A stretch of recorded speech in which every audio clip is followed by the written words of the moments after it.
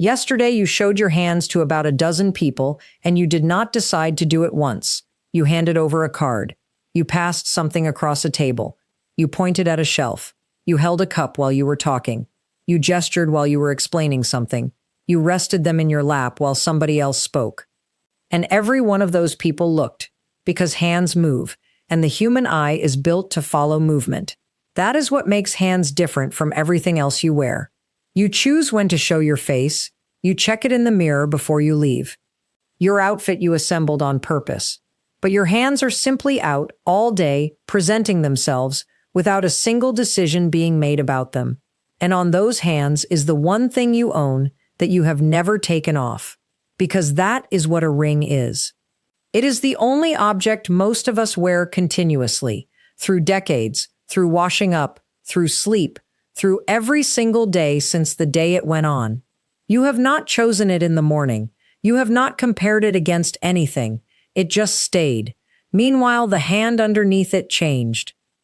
Skin thins, knuckles become more defined, fingers narrow at the base and stay the same at the joint, and everything shifts a little. So the ring that fitted a hand at 45 is sitting on a completely different hand at 68, and nobody ever mentions it, because a ring feels like a permanent fact rather than a decision. It is a decision, and it happens to be one of the most powerful ones available to you, because a ring is a band drawn across a finger, and a band cuts. Where it cuts and how wide it is decides whether somebody looking at your hand sees a long, elegant finger or sees a knuckle. So I am going to give you 5 rings that are working against you and what to wear instead for every one. Then 3 that flatter almost every hand. And then the finger rule, which costs nothing, involves no shopping at all, and does more than any of the 5. Number 4 is the one I most want you to reach, and I want to be honest with you now. It is the one you are least going to want to hear, because it is the ring you have worn the longest and it means the most. I am not going to tell you to take it off. There is a fix, and it keeps everything that matters about it. But stay with me for that one. Let me start with what a ring is actually doing. Here is the mechanism, and it explains all 8. A finger is a long, narrow shape, and the eye reads it in one continuous movement from the knuckle down to the tip. That unbroken travel is what makes a finger read as long, and long fingers read as elegant, at any age, on any hand. Now put a ring on it. You have drawn a horizontal band across that shape, and the eye stops at bands, exactly as it stops at a sleeve hem or a skirt hem. So the finger is no longer one continuous length. It is now 2 segments with a break between them. That is not automatically bad. A break can be useful because where you place it determines what the eye measures, but an unconsidered break is almost always in the worst possible place. There are 2 variables and only 2. How wide the band is and where on the finger it sits. Width first. A very narrow band creates a thin, faint line, which the eye passes over without stopping, so the finger keeps its length. That sounds ideal, and it half is, but a thin band next to a prominent knuckle makes the knuckle the widest thing on the finger by a large margin, and whatever is widest is what gets noticed. A very wide band does the opposite problem. It creates a substantial block that divides the finger into 2 short sections, and it draws so much attention to itself that the whole hand becomes about the ring. The width that works sits in the middle, and I will give you the number later. Then position. A ring sitting low, right at the base of the finger where it meets the hand, puts the break at the widest and fleshiest part, and leaves the entire length above it uninterrupted. That is good. A ring sitting high, pushed up near the knuckle, puts the break right beside the joint, and now the ring and the knuckle are competing objects an inch apart, and the eye reads them together as one wide, lumpy section. That is the whole system. Medium width, sitting low, everything else follows. 5 to stop. The first is any ring that has to be forced past the knuckle. You know exactly whether you own one. It goes on with a bit of effort and a twist. It comes off with soap and a struggle. And mostly it does not come off at all. There are three separate problems, and each is worse than the last. The first is that a tight band compresses the finger so the flesh sits slightly proud above and below the metal. That creates two small ridges, and ridges catch light and shadow, which makes the whole finger read as swollen rather than slender. The ring is producing the exact impression you would least choose.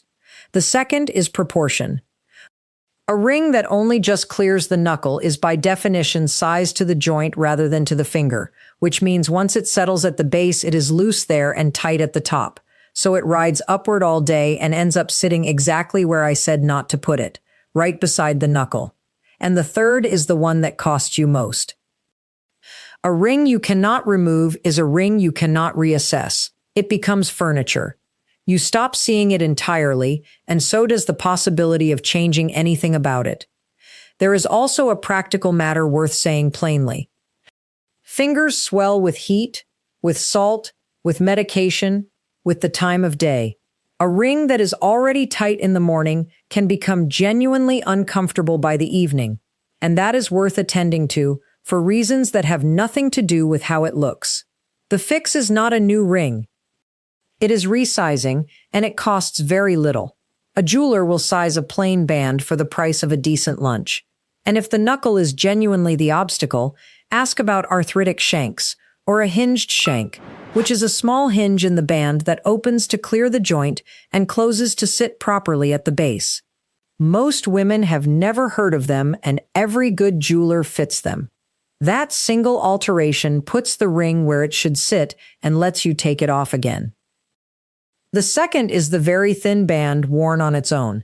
This is the 2mm wire-thin band, and a great many women drift towards them because they feel discreet, they are inexpensive, and they seem like the safe choice. Here is what actually happens. A thin band is a faint line, and a faint line beside a defined knuckle loses. The knuckle becomes the widest, most sculptural, most noticeable thing on the finger, and there is nothing else on the hand for the eye to look at instead. So the discreet choice has an unintended effect. By putting almost nothing on the finger, you have left the joint as the main event. There is a second issue that is purely practical and very common. Thin bands spin. There is not enough contact with the finger to hold orientation, so if there is any detail on it, a stone, an engraving, a shaped section, it rotates around and sits underneath, and you spend the day turning it back. And as I have said before about clips and hems, that small repeated adjusting is visible in a way the thing being adjusted never is. The fix has two versions depending on what you want. If you like the ring, wear it as part of a considered stack of 2 or 3 thin bands in the same metal, sitting together at the base of the finger. 3 thin bands together become one medium-width band, which is the width that works, and the repetition reads as intentional. Or move up to a single band of 3 to 5 millimeters. That is the width that holds its own beside a knuckle without becoming a block, and it is the most reliably flattering ring dimension there is for a hand over 60. The third is the large cluster ring with many small stones. This is the cocktail ring, the dress ring, the one with a dome of little stones set close together, or a big central stone surrounded by a halo of smaller ones. 3 things go wrong, and they are the same 3 that go wrong with an embellished hair clip, because the underlying rule is identical. Applied decoration in quantity reads as inexpensive regardless of what it cost. 1 good stone in a clean setting reads as valuable. 20 small stones crowded together reads as effect. Everybody's eye has learned that, and almost nobody could tell you why. The second is light. A cluster of small facets throws hard sparkle in every direction, and it does it on a hand, which is moving, which means it flickers. A moving, flickering, bright object is the single most attention-capturing thing you can put anywhere near a person, and it captures attention onto your hand, which, if you are watching this video, is probably not where you want it captured. And the third is scale. A cluster ring is wide, and it usually sits across the top of the finger where the joint is, so you have added visual width at the widest existing point. I am not going to tell you never to wear a dress ring, because some of them are beautiful and some of them mean something. But there is a much better version of the same instinct. Go to one stone. A single stone in a simple setting, and preferably one that is longer than it is wide, an oval, a marquise, an emerald cut, a long rectangle, set so its length runs along the finger rather than across it. That does two things a cluster cannot. It reads as a considered object rather than as decoration, because a single stone has nowhere to hide, and a stone set lengthwise draws a vertical line down the finger, which is the direction that lengthens. Same drama, same presence, completely different reading. Which brings me to the fourth, and I told you at the start I would be honest about this one. The fourth is the wedding and engagement set worn stacked together. Let me say immediately what I am not saying. I am not telling you to stop wearing your wedding ring. I would not. It is not my business, and for most women listening, it is the single most meaningful object they own. Please keep wearing it. But there is something happening that nobody points out, and I think you would rather know. When an engagement ring and a wedding band are worn together on the same finger, and often a later eternity band as well, you get three separate bands sitting on top of one another. And what that creates is a wide, multi-level, uneven block at the base of one finger, usually a centimeter or more of stacked metal, with different heights and different edges. Three effects follow. The stack shortens that finger considerably. Because the break is no longer a line, it is a zone, and the visible remaining finger above it is much shorter than it actually is. It also draws all the attention on the hand to one point, so the other four fingers become background. And because the stack has been worn continuously for decades, it has almost always drifted out of size. Most sets were fitted to a hand that has since changed, and a stack that is even slightly loose separates and rotates as the hand moves, so the bands sit at different angles and the whole thing looks unsettled. Now the fixes. There are three, and all of them keep the ring on you. The simplest is to move one of them. Wear the engagement ring on the ring finger and the wedding band on the other hand, or on the middle finger. The stack becomes two separate deliberate objects. Each finger keeps its length, and you are wearing both, all the time, exactly as before. The second is to have the set soldered and sized as one piece. A jeweler joins them into a single unit fitted to the hand you have now. It stops the separating and rotating, it removes the uneven edges, and it reads as one clean designed object rather than as three things stacked. This is a very common job, and it is not expensive. And the third, which some women find easier than others, is to wear one of them on a chain. Round the neck, near the face, where it is visible in every conversation, and where a small gold or platinum object does nothing but good.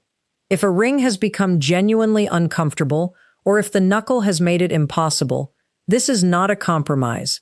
It moves the thing you care about to the most flattering position on your entire body. Whichever you choose, the point is the same. The meaning is in the ring, not in the arrangement. You are allowed to change the arrangement. The fifth is the ring that spins because it was sized for a hand you no longer have. This is the opposite of the first one, and it is just as common, because hands do not change in one direction. Some women's fingers thin at the base, while the knuckle stays the same or becomes more prominent. So a ring that fitted perfectly now clears the knuckle easily and then swims at the bottom, and it rotates freely all day. Everything about that reads badly, and none of it is the ring's fault. A loose ring sits crooked, so any stone or detail ends up sideways or underneath. It slides up and down the finger, so the break moves constantly and never settles anywhere flattering. And it makes the finger look thinner in exactly the way that is not desirable. Not slender, but diminished, with a gap of daylight between metal and skin. And once again, it produces fussing. The half-second twist to bring the stone back round 30 or 40 times a day, entirely unconsciously. There are two fixes, and one of them is nearly free. The proper one is resizing, and if the knuckle prevents going smaller, that is exactly what a hinged shank is for. The quick one is a ring guard or a sizing bead. A ring guard is a small clip or coil that fits inside the band and takes up the slack. Sizing beads are two tiny beads a jeweler adds inside the shank, so the ring clears the knuckle and then grips at the base. Beads cost very little and take minutes. Either way, the test is simple. If you can spin your ring a full turn with no resistance, it is too loose and it is not sitting where it should be at any point in the day. Now the three that flatter almost every hand over 60. The first is a medium-width plain band, 3 to 5 millimeters, in one solid metal. This is the most quietly powerful ring you can own, and it is the one most women do not have, because it is not exciting in a shop. On a hand, it is unbeatable. Here is why that width works. It is substantial enough to hold its own against a defined knuckle, so the joint is no longer the widest thing on the finger, and it is narrow enough that it does not cut the finger into two short sections. It sits in the exact middle of the two failure modes, and a plain band has no decoration, which means it cannot read as cheap. Whatever it is made of is all it is, and material with nothing added is the most reliable luxury signal available. Choose a slightly domed profile rather than a flat one if you can. A gentle curve catches light softly across its surface, which gives depth. A flat band can look a little like a washer. And if you want texture, hammered, brushed, or matte finishes all work beautifully on older hands because they scatter light rather than reflecting it hard, and they hide small scratches for decades. The second is a single stone set lengthwise. This is your statement ring, and the specification matters more than the budget. You want a stone that is longer than it is wide, set so the length runs up and down the finger. An oval, a marquise, an emerald cut, a baguette, a long cushion. Set north to south, as jewelers say, not east to west. The effect is a vertical line drawn down the middle of the finger. Verticals lengthen exactly as they do on a body, and a lengthened finger is a slimmer-looking hand. Compare that to a round stone, which is a circle. A circle has no direction, it does not lengthen anything, and it echoes the roundness of the knuckle beside it. Round stones are lovely, and there is nothing wrong with them, but if you are choosing, the oval does work that the round one cannot. Keep the setting simple and the shoulders clean. A stone flanked by rows of smaller stones brings you back towards the cluster problem. One stone, plain band, nothing crowding it. And a colored stone is worth considering seriously here. Sapphire, emerald, garnet, amethyst, a good opal. Color near the hand reflects onto the skin exactly as clothing color reflects onto the face, and a warm or a jewel-toned stone does considerably more for older skin than a colorless one does. The third is the signet or flat-top ring. This is the one almost nobody considers, and it is a genuinely excellent option for a hand over 60. A signet is a ring with a flat or gently domed solid top, traditionally engraved, worn on the little finger or on the ring finger. No stones, no setting, just a shaped piece of metal. 3 reasons it works so well. It has real presence without any sparkle at all, so you get a substantial, deliberate object with no flicker and no attention grabbing. It has a horizontal top surface that catches light broadly and softly, which reads as expensive in the same way brushed metal does. And it carries an unmistakable association with heirloom and inheritance rather than with fashion, which means it has no date on it whatsoever. Nobody can place a signet ring in a decade. Worn on the little finger, it also does something useful with the hand's proportions. The little finger is the shortest, and it is usually bare, so it is where the hand tapers away. Putting a small, solid object there gives the hand a defined outer edge and balances the width across the knuckles. They come in every size from very small to quite bold, and a modest one in warm gold on an older hand is one of the most elegant things I know of. Now, the finger rule, because I promised it and because it costs absolutely nothing. Here it is. Spread your rings across your hands and never put more than 2 on any one finger. Most women concentrate. Everything goes on one hand and usually onto one or two fingers, because that is where it has always gone. And concentration is the problem, because a hand with all its jewelry in one small area has one loud zone and four quiet fingers, and the eye goes to the loud zone and stops there. Spread it, and something quite different happens. A band on the ring finger of one hand, a signet on the little finger of the other, perhaps something on a middle finger. Now the eye travels across the whole hand rather than landing in one spot, and travel across a hand reads it as a shape, whereas landing on one point makes it inspect, and there is a proportion effect. Jewelry placed towards the outer fingers, the little finger, the index, widens the visible span of the hand slightly and makes the middle of the hand read as narrower by comparison. All the weight in the middle does the reverse. There is one more piece of this that is worth knowing. The middle finger is the longest and the most central, and a ring there is seen more than anywhere else on the hand. If you own one ring you genuinely love, that is where it does the most work. Almost nobody uses that finger, because most of us learned that rings belong on the third finger and nowhere else, and the metal rule that goes with it. Pick one metal per hand and stay with it.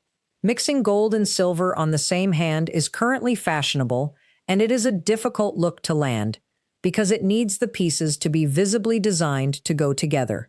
Two metals that simply ended up on the same hand read as accidental.